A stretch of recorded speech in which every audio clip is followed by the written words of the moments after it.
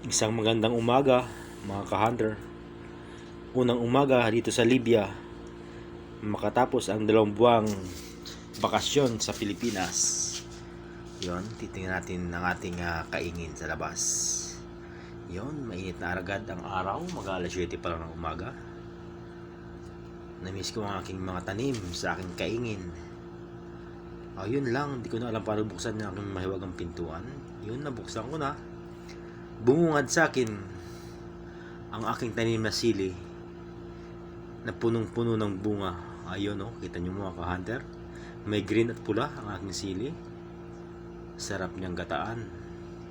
May nakita ko, nakatago. Bunga ng aking kalabasa. Nung umalis ako, kasi laki pa lang yan ng piso. Kita nyo naman ngayon, kasi laki na ng ulo ko.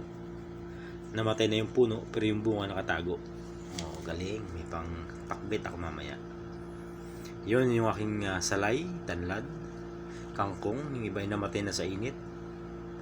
Salamat sa nagamas sa aking kaingin sa harapan. Yun mga ka-hunter, dito naman tayo sa aking isa pang kaingin.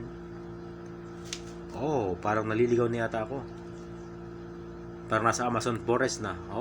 Aking siling isa pa, ang laki ng bunga. Parang kang nasa Amazon forest. Ayan yung aking kalabasa. Wala yatang bunga. Grabe, lalaki na ng damo. Yung aking papaya, ang laki na. At meron na rin siya mga bunga. Maliliit pa nga lang. Ayun, malapit-lapit na makapagtinola. At tutor tayo sa loob ng Amazon forest. Ayun, grabe, ang lalaki na aking mga gabi.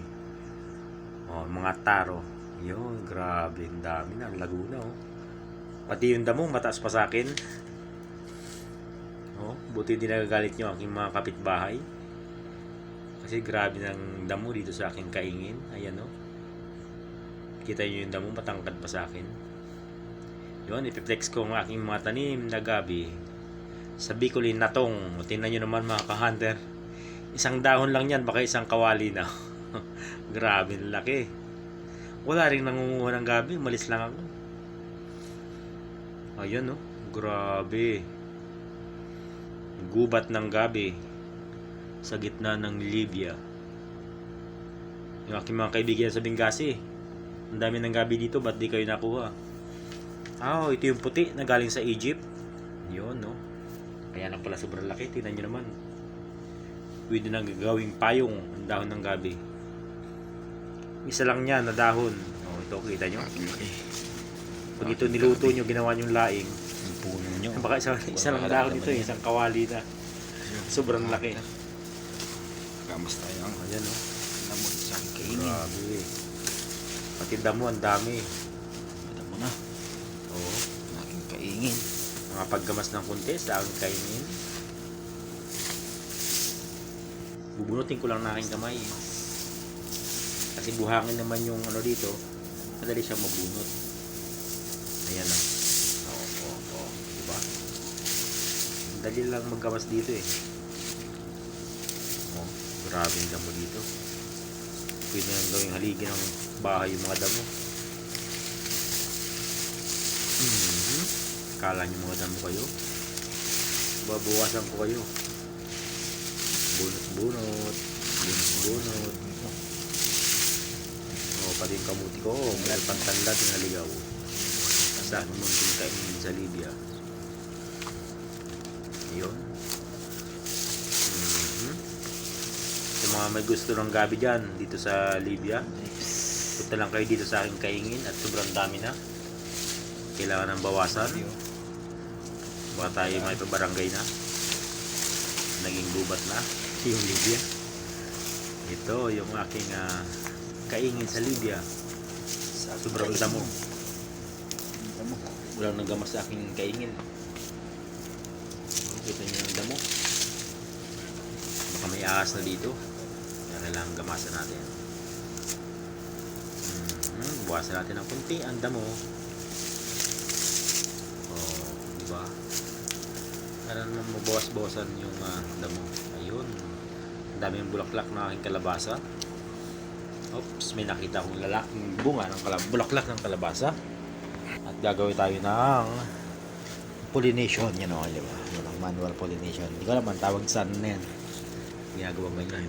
Pag may nakita kayong buko ng kalabasa, kukuha kayo ng lalaking bulaklak, lilipat nyo yun doon Lalaki. para magkaroon ng cross pollination. Pasok mo siya. Yung kanyang pollen grain, ilalagay mo doon sa buko ng bulaklak para mabuo siya. Ayun, may bubuyog pa ang laki. Libyanong bubuyog. It's a Libya. Grabe talaga, di mo makapaniwala sa aking kaingin. Madaming bunga yung papaya ko, maliliit pa. Yung gabi halos pumantay na sa bubong. Yun, di tayo pasok sa loob ng aking taniman. Dami na rin Basta dito damo. Buhay na yung labanos. Tabunan ka lang ng damo. Ayun, mga labanos yan.